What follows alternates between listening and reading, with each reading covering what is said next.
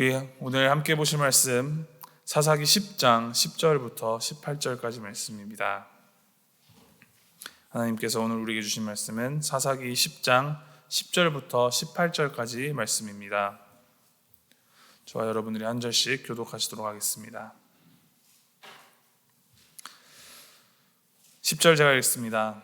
이스라엘 자손이 여호와께 부르짖어 이르되 우리가 우리 하나님을 버리고 바알들을 섬김으로 주께 범죄하였나이다 하니 이스라엘 자손에게 이르시되 내가 애굽 사람과 아모리 사람과 암몬 자손과 블레셋 사람에게서 너희를 구원하지 아니하였느냐. 또 시돈 사람과 아말렉 사람과 마온 사람이 너희를 압제할 때에 너희가 내게 부르짖음으로 내가 너희를 그들의 손에서 구원하였거늘 너희가 나를 버리고 다른 신들을 섬기니 가서 너희가 택한 신들에게 부르짖어 너희의 환난 때에 그들이 너희를 구원하게 하라 하신지라.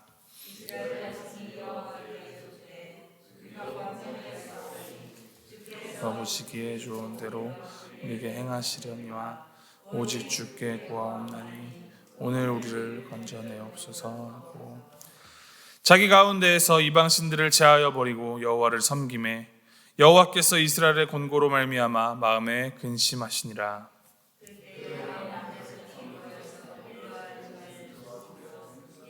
자손도 모여서 미스바에 진을 치고 우리 함께 읽겠습니다.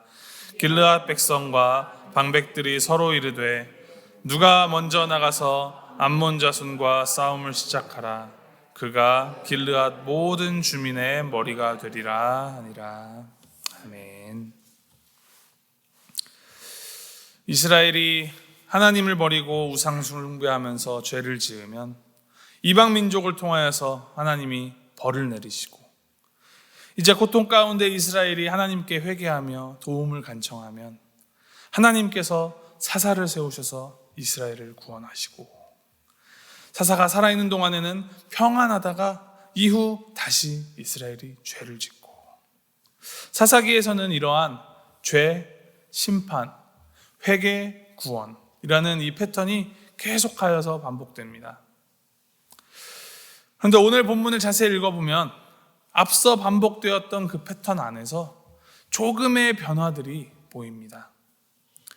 이스라엘의 부르짖음을 대하시는 하나님의 그 말씀 안에 담긴 하나님의 태도가 약간 차이가 있으며 또 이스라엘의 회개의 모습에 대한 묘사가 이전과 약간의 차이가 있음을 알 수 있습니다. 먼저 11절과 12절을 보면은 하나님께서 과거에 이스라엘에 행하셨던 그 은혜와 행적들에 대한 언급을 하십니다. 애굽 사람과 아모리 사람과 암몬 자손과 블레셋 사람에게서 너희를 구원하지 아니하였느냐. 또 시돈 사람과 아말렉 사람과 마온 사람이 너희를 압제할 때 너희가 내게 부르짖음으로 내가 너희를 그들의 손에서 구원하였거늘. 이제 13절과 14절에 계속해서 이렇게 말씀하십니다. 너희가 나를 버리고 다른 신들을 섬기니 그러므로 내가 다시는 너희를 구원하지 아니하리라. 가서 너희가 택한 신들에게 부르짖어 너희의 환난 때에 그들이 너희를 구원하게 하라 하신지라.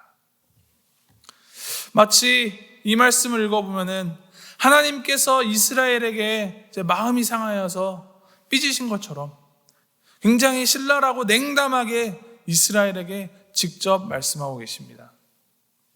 나는 애굽에서부터 시작하여서 한 번, 두 번, 세 번 수도 없이 너희를 구원하였고 너희를 도와주었는데 너희가 또다시 나를 버리고 다른 신들을 섬기지 않았느냐.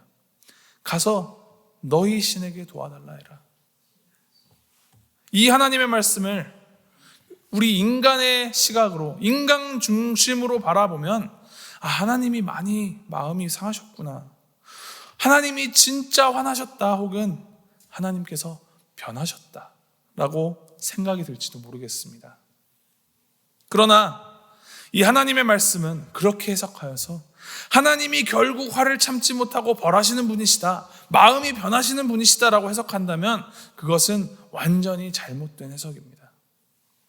하나님께서 이러한 신랄하고 냉담한 반응을 이스라엘에게 하시는 것은 하나님이 변하여서가 아니라 이스라엘이 그간 하나님 앞에서 하였던 그 모든 회개와 부르짖음은 하나님을 향한 참 신앙, 참 믿음에서 근거된, 거기서 비롯된 진정한 회개가 아니었다. 진정한 신앙이 아니었음을 하나님께서 말씀하여 주시는 것입니다. 하나님은 처음부터 끝까지 이스라엘에게 너무나 신실하셨습니다. 모세를 통하여서 이스라엘을 처음 애굽에서 출애굽시키신 그 이후로 쭉 나 여호와는 너희가 부르짖을 때 너희의 기도를 들었고 그리고 너희를 구원하였다. 나는 나의 백성으로 너희를 사랑하였다. 그러나 너희는 나를 사랑하고 나를 믿고 나를 따르는 것이 아니라 너희는 그저 너희가 힘들고 어려워 곤경에 처했을 때 필요할 때만 나를 찾고 그 하나님의 신실하심을 이용하고서는 다시 하나님을 배반하고 등 돌리고 죄를 향하여 달려갔다. 그들의 불신앙의 행동들과 그 죄악의 습관들을 꼬집어서 말씀하시는 것입니다. 하나님이 변하신 것이 아니라 인간이 계속하여 변하였다라는 말씀을 하시는 것입니다. 하나님께서 이스라엘을 사랑하시고 이스라엘을 구원하시는 것이 당연한 것이 아닙니다. 그것은 자격 없는 자들에게 하나님께서 선물로 베풀어 주신 은혜입니다. 그런데 그런 하나님의 은혜를 마치 동전 넣으면 음료수가 나오는 자판기처럼 우리가 부르짖으면 하나님은 우리에게 은혜를 내리십시오 라면서 구원받는 것을 자신들의 당연한 권리로 여기는 이스라엘의 태도에 대하여 하나님께서 반박하시는 것입니다. 우리가 하나님 앞에서 우리 스스로 겸비하고 경계해야 하는 자세, 그것은 단순하게 우리가 이제 외적으로 죄를 짓지 않는 것뿐이 아니라 우리가 하나님을 어떠한 하나님으로 인식하고 있는가를 잘 반추하고 올바른 하나님에 대한 인식과 하나님 앞에서의 태도를 가져야 하는 것입니다. 은혜의 하나님, 사랑의 하나님이라고 죄를 지으면 무조건 용서해달라고 빌고 회개하면 이제 하나님께서는 우리의 죄를 눈과 같이 깨끗하게 씻겨주시는 분이시다. 맞습니다. 맞는 말입니다. 그러나 거기서 한 발짝 이제 삐져나와서 우리가 용서를 구할 때 하나님은 당연하게 우리를 씻겨주셔야 하는 분이다라고 믿고 죄 짓는 것에 거리낌이 없어진다면 그것이 참된 믿음일까요? 예전에 제가 대학교에 다닐 때 이제 기숙사에서 4명이 한 방을 쓰는데 이제 함께 사용하는 공간이니까 우리가 좀 역할을 분담하여서 함께 청소하면서 깨끗하게 좀 살자라는 취지로 이제 일주일 중에 하루 이 시간은 딱 30분 동안 우리 방 대청소의 시간으로 정해서 함께 청소를 하고 혹시나 참가하지 못하는 사람은 그래도 책임이 있으니 벌금으로 우리가 2,000원씩 내자 그렇게 하였습니다. 그랬더니 한 친구가 그럼 나는 남은 한 학기 15주 동안은 그냥 벌금 낼게요 하면서 3만 원을 여기 내겠다라고 하는 것입니다.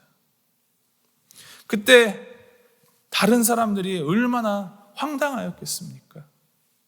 양심도 책임감도 없는 행동이고 뭔가 크게 착각하고 오해하고 있는 것입니다. 하나님께서 용서하여 주시고 구원하여 주시는 것은 인간이 고통을 받음으로 죄의 대가를 충분히 받고 이제 충분히 기도하고 부르짖었으니 구원하여 주셔야 하는 것이다 라면서 믿음이라는 것에 크나큰 오해를 할 수 있다는 것입니다. 진정한 믿음은 죄를 짓고 회개하면 구원하여 주신다라는 그 명제에 앞서서 하나님 앞에서 하나님께서 원하시지 않는, 하나님께서 싫어하시는 그 죄를 짓지 않으려 노력해야 하는 것인 겁니다. 이후 15절, 16절의 그 이스라엘의 행동 가운데 이제 작은 희망의 실마리를 발견합니다. 이스라엘이 다시금 하나님께 매달리며 하나님께 죄를 자복하고 주님의 구원을 간청합니다. 그런데 이전 반복되었던 패턴들과 다른 점이 한 가지 있다면 그것은 16절에 보면 그들이 자기 가운데에서 이방 신들을 제하여 버리고 여호와를 섬김해라고 기록을 하고 있습니다. 그냥 말로 하는 기도로만 하는 회개가 아니라 자신들 가운데 있던 우상을 다 부수고 신들을 다 제하여 버리고 여호와 하나님을 섬기는 행동으로 그들의 회개를 실천한 것입니다. 진정한 회개는 행동의 변화를 통하여서 알 수 있습니다. 가령 우리가 이제 워싱턴 DC로 운전하여서 간다고 하면서 그러면서 차는 정작 북쪽 방향으로 계속하여서 운전해 나가는 것, 그것을 죄라고 할 수 있습니다. 회개는 GPS나 지도를 보면서 우리가 지금까지 잘못 왔구나라고 깨닫는 것에서 그치는 것이 아니라 그 잘못을 깨닫고 이제서라도 운전대를 틀어서 방향을 바꾸어 DC 방향으로 남쪽을 향하여서 운전해 나가는 것이 진정한 회개입니다. 하나님을 버리고 우상을 섬긴 이스라엘이 그들이 그동안 섬겼던 그 우상들을 다 깨버리고 다 제하여 버리고 하나님을 섬기기 시작하였을 때 그들의 믿음을 보시고 하나님이 다시 한번 기회를 주십니다. 16절에 하나님께서 마음에 근심하신지라라는 기록이 있는데 그 말은 우리가 생각하는 그 고뇌나 번민을 뜻하는 것이 아닙니다. 여기서 사용된 히브리어 원어는 더 이상 보고 있을 수만 없다, 더 이상 참지 않으셨다라는 의미가 더 포함되어 있는 말입니다. 하나님이 무엇을 참지 않으신 것일까요? 하나님이 참지 않으신 것은 참된 회개를 통하여 하나님을 향한 진정한 믿음으로 나오는 자들에게 구원의 은혜를 내리시는 것을 더 이상 참지 않으셨다는 것입니다. 자꾸 배반하는 이스라엘을 비정하게 내치셔도 할 말이 없는 상황에서 다시 구원하여 주시기를 참지 않으시는 주님, 그분이 우리 하나님이십니다. 이스라엘이 하나님을 배반하고 범죄할 때에는 수도 없이 그 분노의 심판을 참으시고 또 참으시는 하나님이 딱 한 번 회개하고 나오는 그 주님의 백성들을 향한 그 긍휼의 은혜를 주시기를 참지 않으십니다. 그분이 우리 하나님이십니다. 너무나도 신실하시고 성실하신 하나님은 결국 자기 자신을 죽이시기까지 우리에게 은혜 내려주시기를 원하시는 참 사랑의 하나님이십니다. 그 하나님의 품 안에 안기어서 하나님을 향한 참된 믿음으로 살아가는 우리 모두가 되기를 주님의 이름으로 소망합니다. 필연적으로 우리는 실수하고 넘어지고 죄를 또 짓게 될지도 모르겠습니다.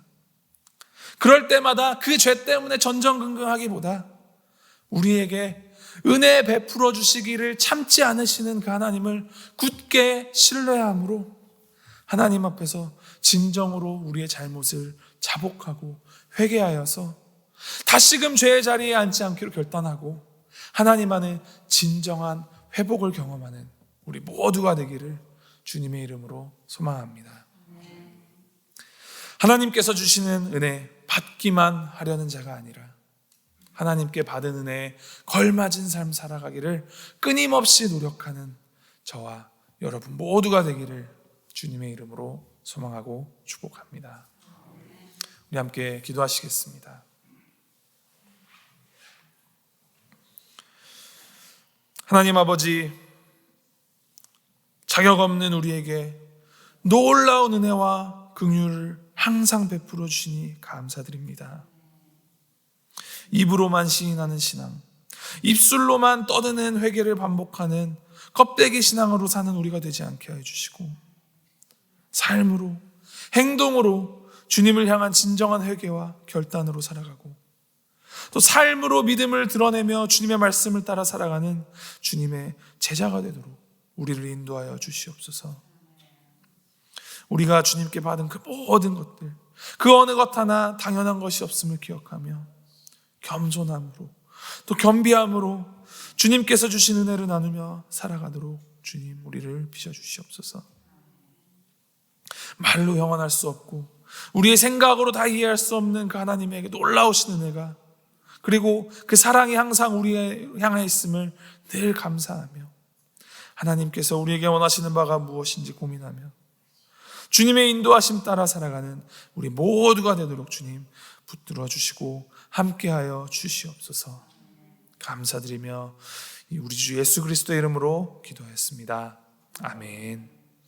하늘에 계신 우리 아버지여, 이름이 거룩히 여김을 받으시오며 나라의 임하옵시며 뜻이 하늘에서 이루는 것 같이 땅에서도 이루어지이다. 오늘날 우리에게 일용할 것을 주옵시고 우리가 우리에게 죄 지은 자를 사하여 준 것 같이 우리의 죄를 사하여 주옵시고 우리를 시험에 들게 하지 마옵시고 다만 악에서 구하옵소서. 대개 나라와 권세와 영광이 아버지께 영원히 있사옵나이다. 아멘.